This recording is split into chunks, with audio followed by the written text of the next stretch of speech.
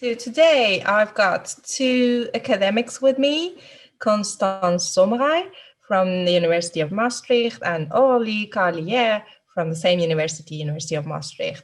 Constance is the Director of Diversity and Inclusivity of Maastricht University, and Aurelie is a biomedical engineer at Maastricht University as an associate professor. And I'm reaching out to them to understand how the COVID-19 pandemic has impacted specifically women academics, but also looking into the diversity and inclusivity angle, other minorities like PhD students, people with handicaps, expats who are basically locked up in the country without any network or friends and family around. So maybe I can start with you, Constance, by asking you that, well, the topic of gender equity in academics have been a highly debated topic for quite some years, actually, not related to COVID-19 pandemic. So many universities started initiatives, even at the national level. Some mandates through funders came into the picture. We have now this Office of Inclusivity and Diversity in different universities, and then the debate at the, recent weeks about what to do with them. Let's not go through that, but luckily we have you on the call, so you can probably tell us more about what University of Maastricht has done in addressing those kind of points about gender equity. Thank you, Bahar, for the introduction. First, I would like to say that although by now we have diversity offices in most universities, if we are allowed to stay, but I would like to emphasize that the fight for gender equality is, of course, already going on for much longer. So there have been many colleagues and students busy with that subject already since decades. And so I just want to make sure that now we label it, we give it the label of a diversity office, but in the end, we are just a prolongation of all the measures that people have already thought of. And we try to give them more visibility in the end. I'm now in this position since 3 years. And what have we done? I mean, you always start with whatever topic, whether it's gender or another topic, to understand what is the current situation. And we already, luckily, there's so much research already being done on gender and equality in academia. So we know that there's a leaky pipeline. We know that we have the scissor model being like we have more female PhDs than male PhDs. But then when you go up the career ladder, you see a shift. And in the end, we have more male professors than female professors. And this model, I think we can apply to almost every faculty also in our university. So then the next day, you don't have to invest that much because we already know this is happening. So yeah, you look at the numbers and then you go to the next question. What are the reasons for this? And you can do this by doing surveys. So we did specific surveys on harassment, integrity, these kind of questions, but also our bi-yearly employee satisfaction survey really by now focuses on sustainable employability. So what do we need for our people to work sustainably in the long run and happily? That's why we have a clear focus on inclusivity as well. So we really ask specific questions about inclusivity and about what it is like to be a woman, a caretaker, and the intersections of different diversity markers. And it's quite interesting what comes out of there. So, we, for example, really noticed that people with caring responsibilities experience working quite differently than people without caring responsibilities, let alone now during the pandemic, but already before. And then we can cross-reference this to age groups and functions at the university. And then we can really see, well, we're talking about people between 25 and 40 in academic positions that suffer the most. So these tools are really handy to start conversations. And then you go and you talk to people, focus groups. We started networks. Aurelie is one of the founding members of our Female Empowerment Network, to get the conversation going, to get the input from the trenches, if you want, and to then start developing further things like mentoring programs, indeed networks that can give input for policy, but that also just offer a peer environment to just discuss what are our experiences and how do you deal with it, and how, what are tips and tricks. We also have target numbers for female professors, for example, our target number for 2025 is 33% female professors. Currently, we are at 28%, so we strive for 1% a year. But we also look at target numbers in more junior positions, so for assistant and associate professors, because if you don't do anything there, obviously it's quite difficult to reach a target number on a professor level.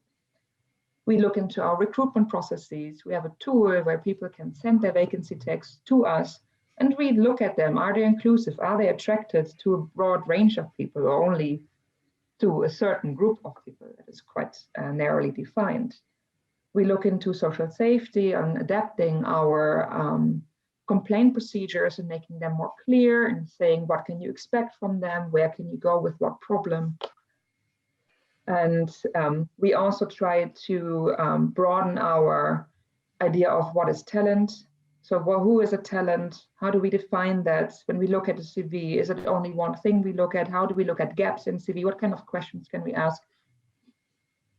Also to just deconstruct the norm that we in academia established of excellence, to unpack that, because most people in academia are pretty good. So how come only certain manage, right? It's not just that only those are excellent, right? But maybe it's because we narrowly define what excellence is. Yeah, so that are just some examples of what we're busy with, or have been busy with, or were busy with even before the pandemic.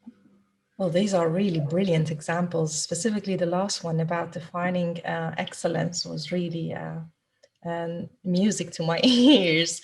I know, for example, that there has been so many initiatives since, I don't know, when I was a PhD student at UvA.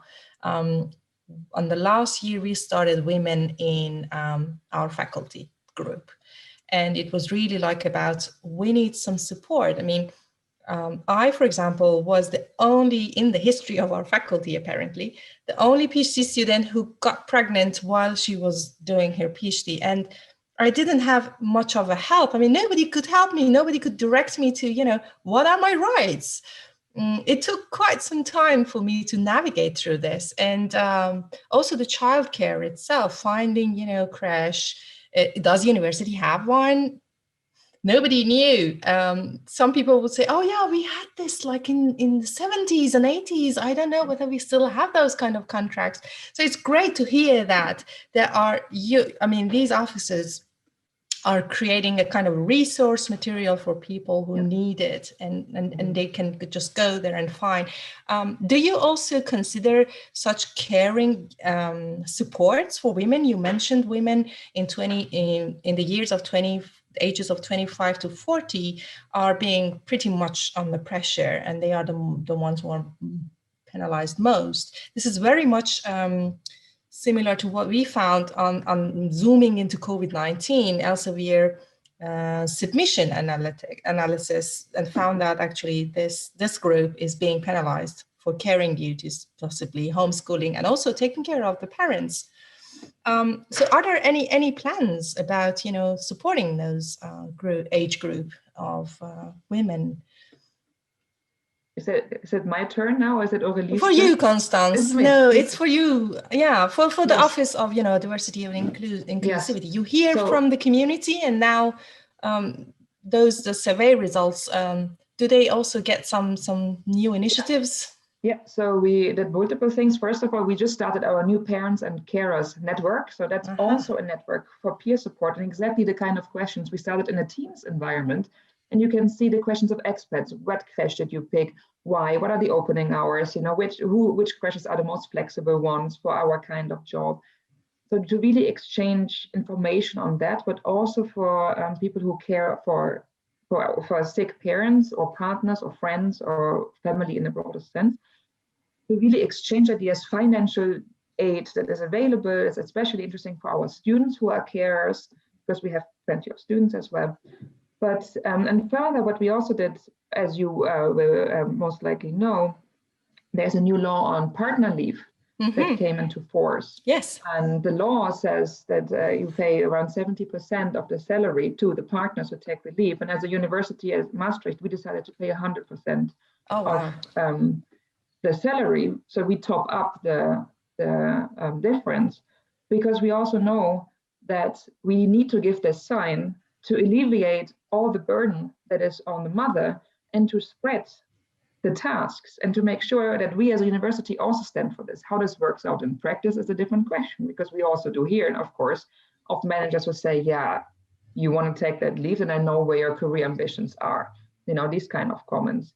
Or people will just say, no, in our department, that's not an option. I know that, we hear this, and that's get feedback that we also in FEM get from men or from other partners who write to us and say, yeah, I would love to do this, but no, there's just, the atmosphere, the culture is not there. And sometimes really managers just say, no, we don't do this in general. But so we try to set these kind of signs. We also have faculties that introduced a special budget for women after pregnancy leave, to get a small budget to, for example, hire teaching assistants to teach less, to reduce the teaching, but also budgets to take your children and partner with you to a conference. Because networking, when you're out as a pregnant woman, right, you're out for quite a long time with flying, and then, you're breastfeeding and it takes forever. Yes. You are then basically out for a long, long time out of your game. So you don't go to conference, you're not visible. So also there are faculties that have special funds to help speed up that process so that you don't lose track of research. Fantastic. Aurelie, maybe I can zoom into the COVID-19. So how do you think the pandemic and specifically lockdown measures, homeschooling, parent caring, and other sorts of caring have impacted women in academia? Yes, indeed. It's, I think the pandemic, has just highlighted and enlarged some of the differences between men and women that have existed already for a very long time, and that we have been trying to tackle already for a very long time, but they're just now really, very visible and out there. And so through both FEM, so the Female Empowerment Network, as well as Cares, we have heard many voices of women that are not able to do research. And I think there are many practical aspects or reasons, let's say, that led to the fact that the productivity has gone down. And I would also like to stress that it is still happening, right? It's not in the past. I think today, also in the Netherlands, we are under a very strict lockdown, and it is still affecting many scientists today. And so I was thinking about this a bit, and I think it actually has two main sides. I think on a very practical side, let's say, and then a bit more, let's say, a mental side to it. And so practically, of course, one of the very practical effects was that some of the labs were closed. So simply, women that needed particular equipment just simply could not perform their experiments. Also, due to these measures, as you also mentioned, schools were closed, holiday periods were extended, quarantine, because, there were some cases at schools or daycares. So you had to combine, of course, working at home while taking care of the children, resulting just in, not the possibility to do much work. I think at best you had a couple of hours a day, but that was very limited. And then another thing I think is that there were a lot of, let's say, women, of course, that are also involved in teaching during the lockdown. And especially those people reported quite a large impact. I think it's also important to mention here that typically women do also more teaching than men. And so they're kind of disproportionately affected because, and I actually was also teaching during the lockdown period, is that it actually had multiple effects. So we had to learn a lot of new softwares to move everything online. So, suddenly we had to learn to work with Zoom, with Teams, but also create, let's say, environments where the students could brainstorm. We had to record it. We had to put everything online. I mean, it sounds silly, but these things just take a lot of time, and we had to switch very quickly. We had to adapt the content of the courses to an online format, which just takes much more time. And then finally, the final examination also had to be in a lot of cases online. And so again, you need to adapt a lot of the content that you actually made in previous years. So all of this actually, teaching has been just much more demanding. And so those that had teaching roles saw a lot of more time go towards the teaching, and again, of course, less in their research. I also feel, or I heard from many colleagues, that students were much more demanding because they too, of course, were suffering. They have less abilities to focus. So we had to schedule more sessions to, answer their questions. I received many more emails. And so, yeah, this, of course, in the end, all resulted in much more time going towards education than research. Another thing that I personally noticed is that since practical lab was not possible because a lot of the labs were closed, we had to find other projects for students, and some actually converted to more computational work, which is something that I'm doing as a researcher. And as a consequence of that, I also took on more students than I would normally do to, of course, help out. But again, that resulted in more education time than in research time. And then those women that are indeed, in assistant professor levels, for example, or associate, that have some managerial tasks, those also increase because we were navigating the pandemic. Of course, you had to adapt to regulations. We had to, and so that's also something that a lot of time so I think purely practically already, because of this increased education tasks, the closure of the labs, these caring responsibility, there was just a very little time left for many, women with caring responsibilities to devote some time to research and writing publications or grants. And then I think if there was time, I think the time was very fragmented. So it was like half an hour here, an hour there, or it was at night. So not in the evening, but at night when the children were sleeping. And so I want to stress that this fragmentation is also very problematic because as an academic, you kind of need stretches of, extended periods to think, to work on papers, to analyze data. You simply can't do this in, 30 minutes here and there. And so, but then even if they had then some fragmented time, a lot of the women that we talked to and then we had discussions with, they also often reported that they were very exhausted and they couldn't focus because then they were also struggling with this mental load. A lot of women academics were also saying that they were concerned and busy with, for example, their students. They were worried about their PhD students that were maybe, let's say, in a small studio, and that that it was difficult for them because they were from indeed somewhere abroad and they didn't know anybody, or this mental load of arranging all the work-life balance and all the family things. Will I still be eligible for grants? How does my future career, how will this affect me on the long term? So I think even if there was little fragmented time, it was then sometimes also just very hard to focus on work and get it done. Absolutely. It is very much resonating with, again, what we found in looking into our journal analysis of the submission behavior. We looked into the women's submissions versus men, and specifically women with potentially having homeschooling duties. And we found that there is a drop in the submissions from women. So overall, across the globe, women are being burdened by the homeschooling and I guess also parental care, as you mentioned, which is not going to help. But do you think this is going to have a wider impact? Short term, yes, it is basically putting a lot of burden on our psychological health as women. It is also exhausting. It probably also puts lots of pressure on our family. If you're not in good shape, the family is also probably not enjoying being with us. But apart from that, just back to the academic impact, do you think these short-term problems are going to have a long-term impact on women performance in terms of academic career? for you, probably Aurelie?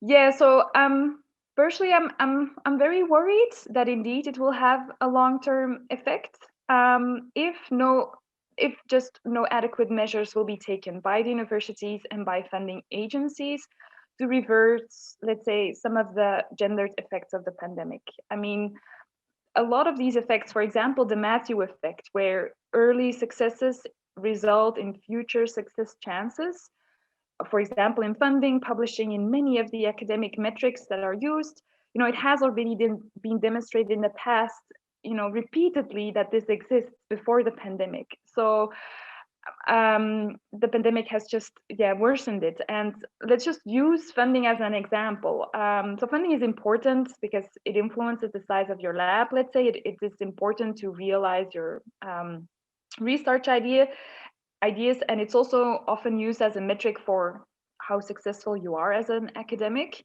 And so if we think about it, I think women with caring responsibilities currently are just not able to submit grant applications. So for the moment, it's just not part of it's not on their priority list. Even if they want it to be, they simply can't.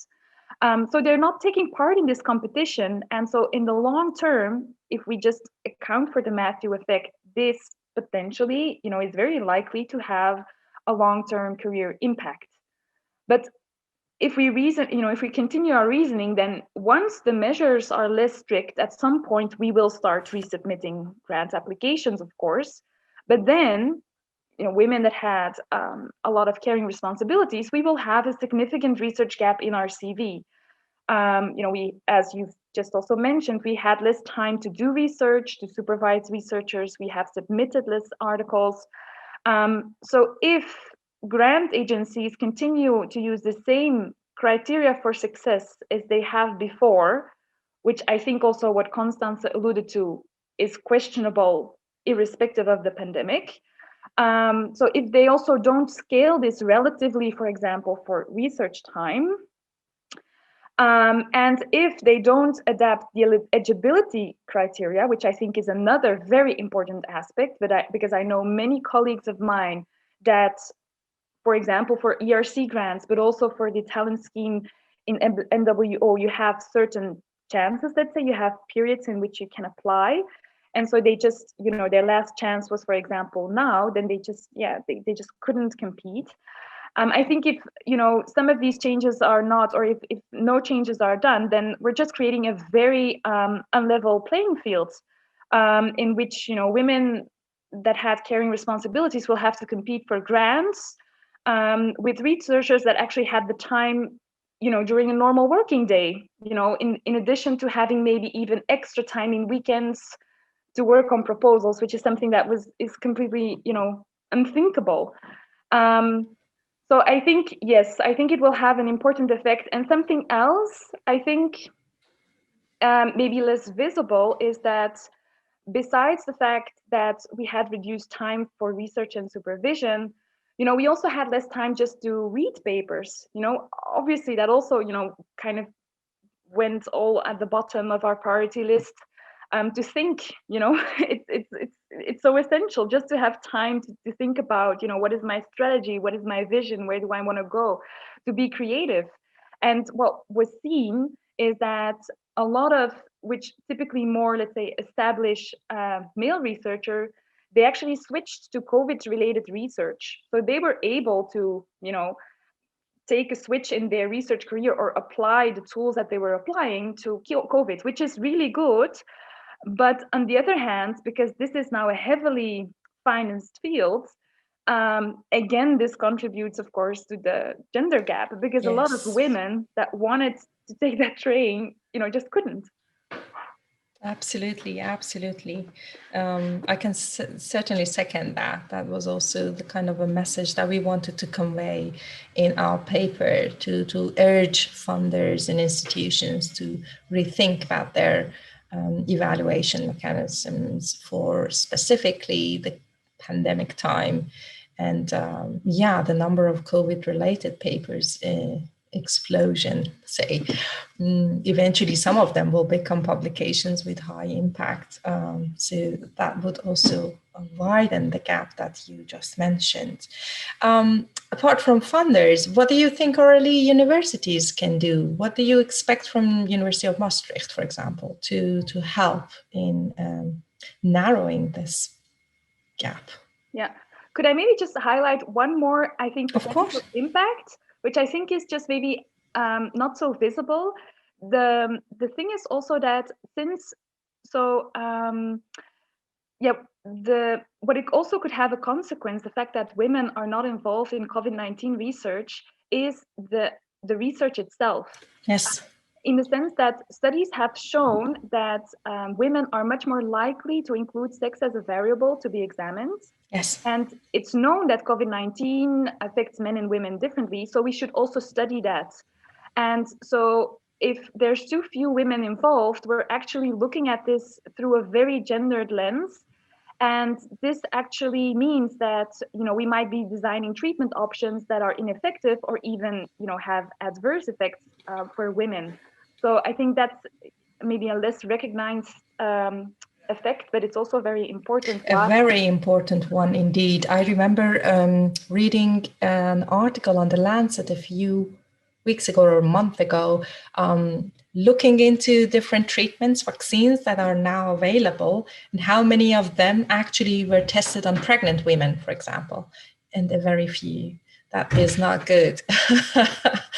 But yeah, absolutely. So taking sex and gender into consideration at the research level is a totally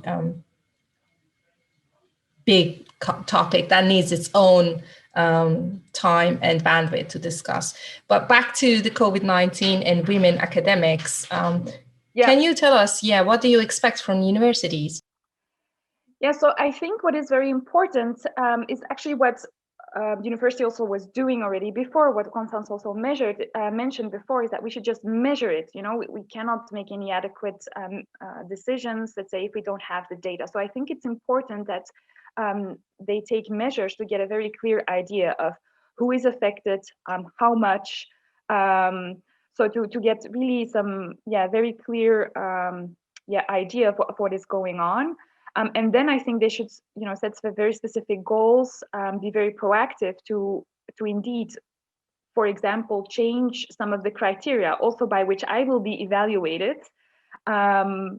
You know, that this is being taken into account, or indeed some kind of path, like, okay, beyond the pandemic, we will provide you with, I don't know, some indeed funding so that I have to do less teaching, or some compensation mechanisms. I, of course, realize that a lot of this is very difficult financially, but having already, first of all, a good idea of what is the problem, and then some measures that can be taken, and also very transparently communicated, so that women can also use this in their evaluation discussions, that they can actually have some handles to bring this to the table. Because I feel that a lot of women are also very restrained for the moment, or feel at least like that, to even discuss the topic. And that's also, that's a very valid point, Yuman. Actually, I wanted to ask you, so how do you think women are talking about these pressures that they are facing?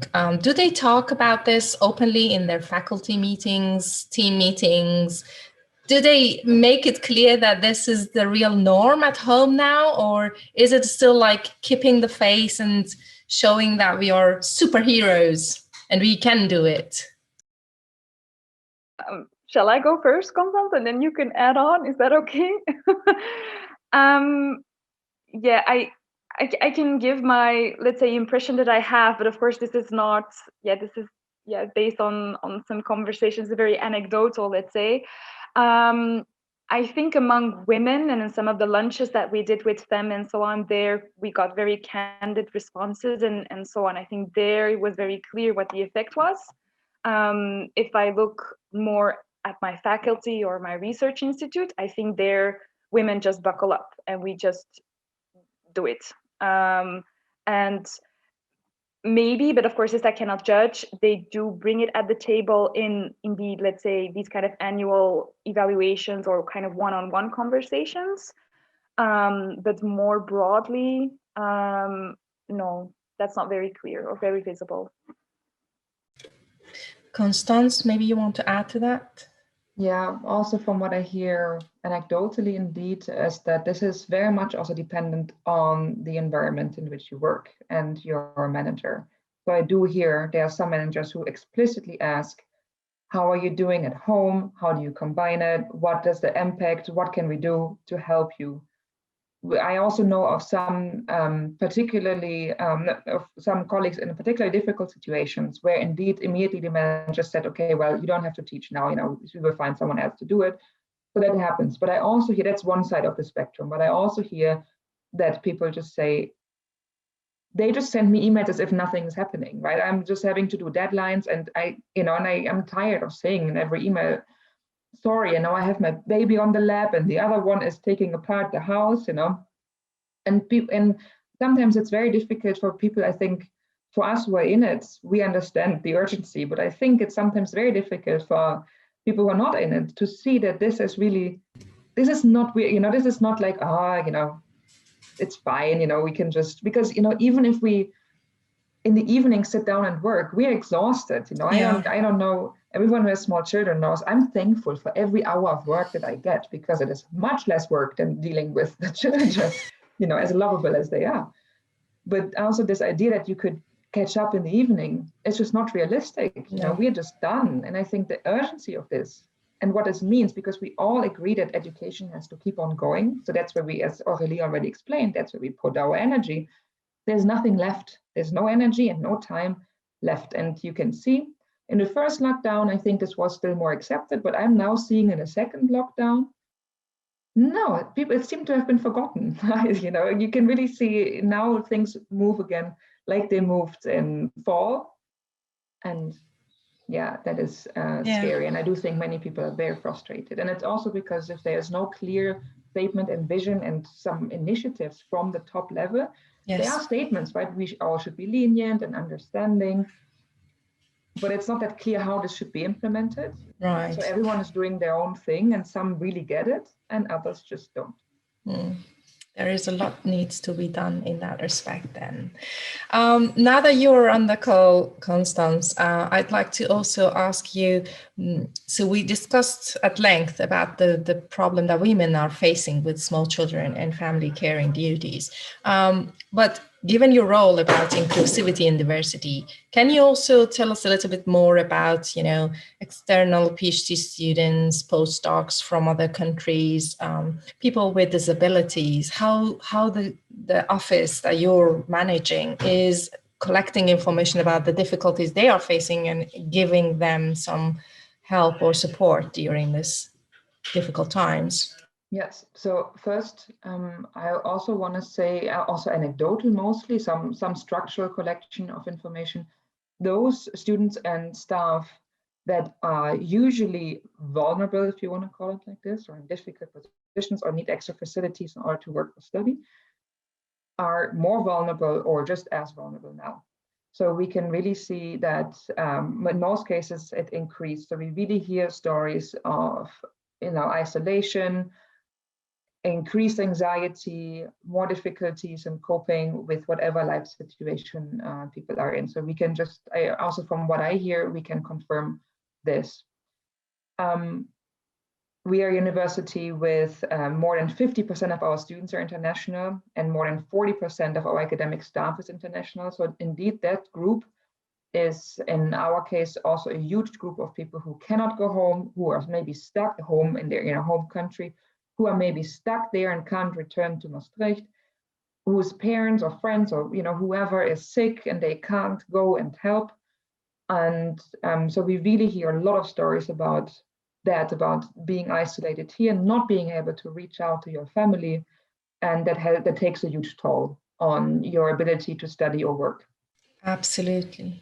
At the same time, I also want to say that what we hear back from different groups is that the lockdown and the ability to have online meetings also uncovers quite some opportunities that we should not let go in the future.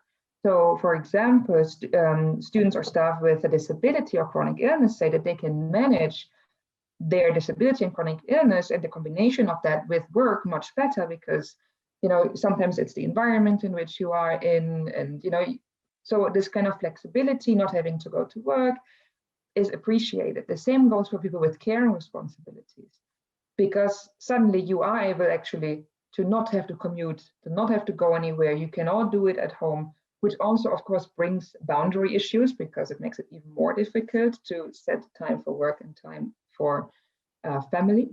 But in general, we also hear lots of good things, or lots of opportunities. So we also try to take the experiences that we hear in our future HR policies, for example, on board to make sure that we don't forget these voices and just go back to whatever normal was, because there are really options here of alleviating the burden of some of our students and staff in working and studying sustainably, if you want. What we did for the groups now in the short run, we ask also what can we do, what kind of help can we offer? And I think from the DNI office, what we did a lot is what we try to do is to do socializing events, because we do hear a lot is about not feeling lonely, about talking to peers. How do you deal with it? So we are in the process of starting Unlimited, which is our network for students and staff with disability and or chronic illness. And you can see there's a lot going on of people who really want to just exchange ideas. It's not even about changing policy yet. Maybe it will still come, but it's really about, how do you deal with this? What are your tips and tricks, And what do you ask from your manager or tutor, for example, to help you?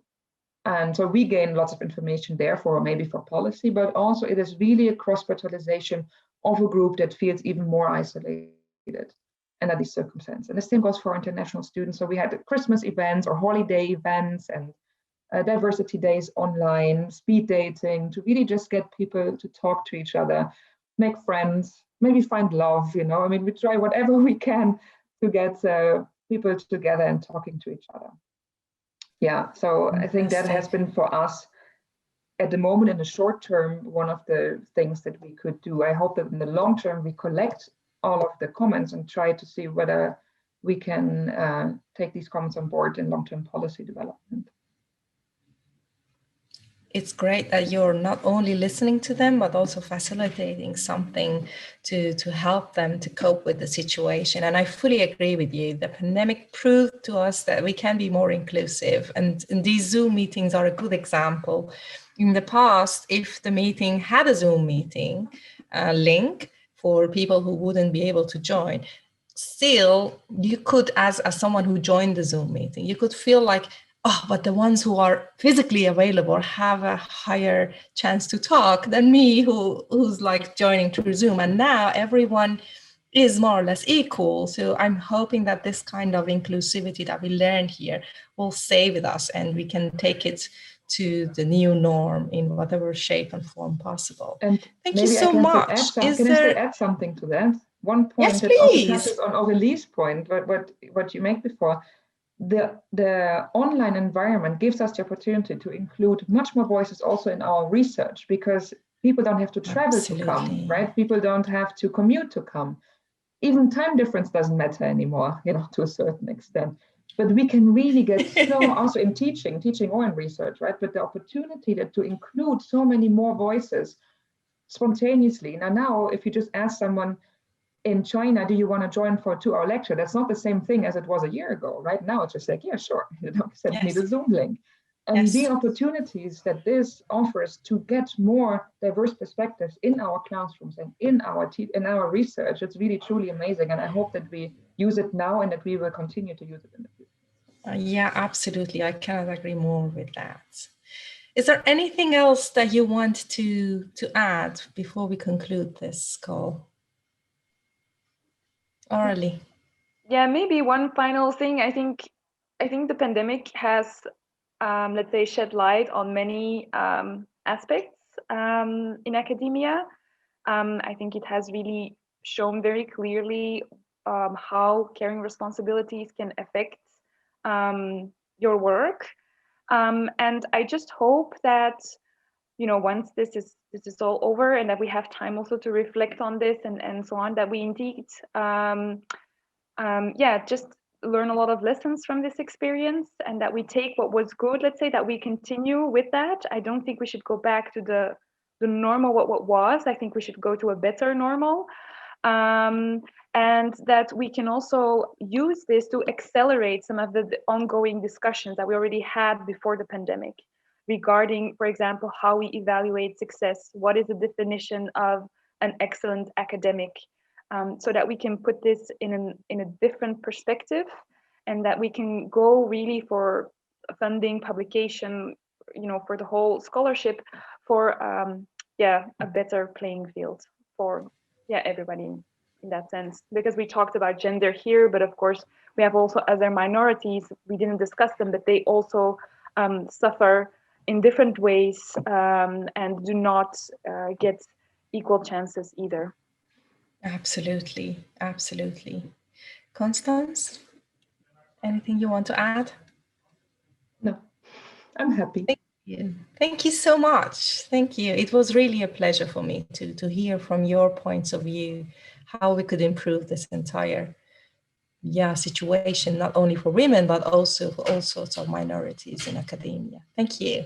And I hope I can meet you again with extra information. Maybe in 2 years' time, we can again sit back together and see how we have improved the situation. Yeah, that would be very nice. Thank you so much for having us. Thank you so much for inviting us. Yeah. It's a pleasure. Thank you.